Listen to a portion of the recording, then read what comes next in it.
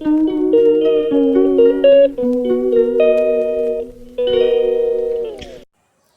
Morning guys, welcome back my new blog. तो breakfast की तैयारी कर रही हूँ। शायद लंच ही हो जाए, ये टाइम हो जाए क्योंकि चाय तो पी ली है। तो आज जाना है, सत्यम की बुआ के बेटे ने दुकान न्यू ओपन करनी है, वहाँ पे पूजा है तो वहाँ मिलेंगे आज। ठीक है, मिलते हैं उधर ही।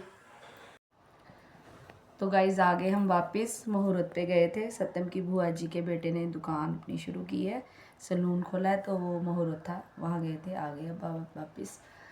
तो गाइज मेरा मन कर रहा है आज एक स्टोरी सुनाने का। दीदी कह रही है, पहले मुझे कह रही है अच्छा। एक ना ऑफिस था जिसमें काफ़ी लोग काम करते थे, काम बड़ा अच्छा चल रहा था सब कुछ। पर ना एक दिन क्या हुआ, सभी जब अपने ऑफिस अपनी वर्क प्लेस पर पहुँचे, उनको अपने अपने टेबल पे सबको एक इन्वेलप मिला।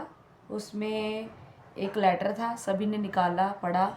उसमें लिखा था कि हम अपने मन में सोचते हैं, एक इंसान जो उस ऑफिस में काम करता था, जिसकी वजह से हमारी आगे तरक्की नहीं हो रही थी, जो हमारे रास्ते का रोड़ा कह देते हैं, या हमारा दुश्मन कह देते हैं, कई लोग सोचते हैं रुकावट कह देते हैं, दुश्मन भी समझते हैं कई लोग कि इस बंदे की वजह से मेरी आगे तरक्की नहीं हो रही है।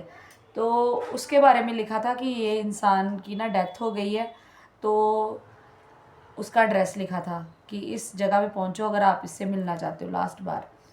तो सभी ने वो लेटर पढ़ा। जब सभी लोग चल पड़े और पहुँचे, जब वहाँ पे जाके, वहाँ पे एक कॉफिन पड़ा हुआ था, कॉफिन जिसमें डेड बॉडी थी।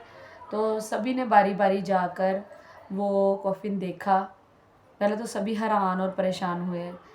अपने मन में ये सोचा उन्होंने कि चलो जैसा भी था, बुरा था अच्छा था, चाहे हमारी रुकावट डालता था हमारे काम में, पर ऐसा नहीं होना चाहिए था, डेथ नहीं होनी चाहिए थे कि कोई मरे ना, इतना कोई किसी का दुश्मन नहीं होता, ऐसे सभी सोचने लगे।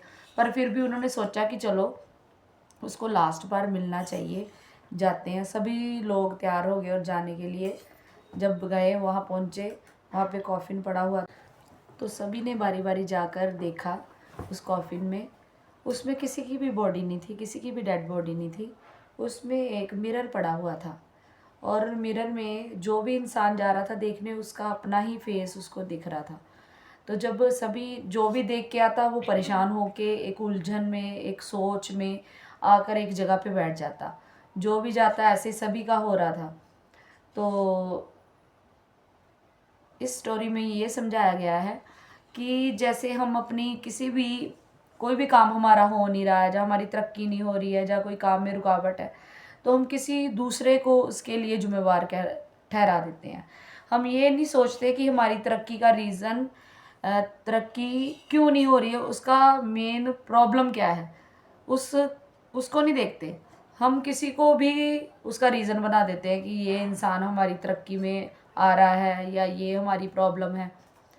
हम अपने ऊपर नहीं इस बात को सोचते। तो ये जो मिरर था, उसमें ये यही दिखाने और यही सिखाने के लिए रखा गया था कि कभी भी जो प्रॉब्लम्स हमारी हम पे आती हैं, हमारे काम में तरक्की नहीं होती या कुछ भी है, उसके लिए किसी और को रिस्पॉन्सिबल नहीं बनाना चाहिए।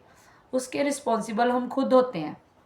अगर हम कोई भी काम पूरी अपनी ईमानदारी से 100% दे के, डेडिकेशन के साथ करते हैं, तो तरक्की हमें मिल जाती है। कभी भी ये नहीं सोचना चाहिए कि दूसरे इंसान की वजह से हमें तरक्की नहीं मिल रही। जब हम मेहनत करते हैं, तरक्की ज़रूर मिलती है। तो यही इस स्टोरी का मोटिव है मेन, बताने का कि किसी को अपनी प्रॉब्लम का कारण ना समझे। जो भी प्रॉब्लम आई है, हो सकता है उसके रीज़न हम खुद हों, उस प्रॉब्लम को हम खुद दूर करेंगे। ठीक है गाइस, इसी के साथ मैं करती हूँ एंड ब्लॉग का, और आप मुझे बताना आपको स्टोरी कैसी लगी। Okay, bye, good day, good night, जय भीम, जय भारत।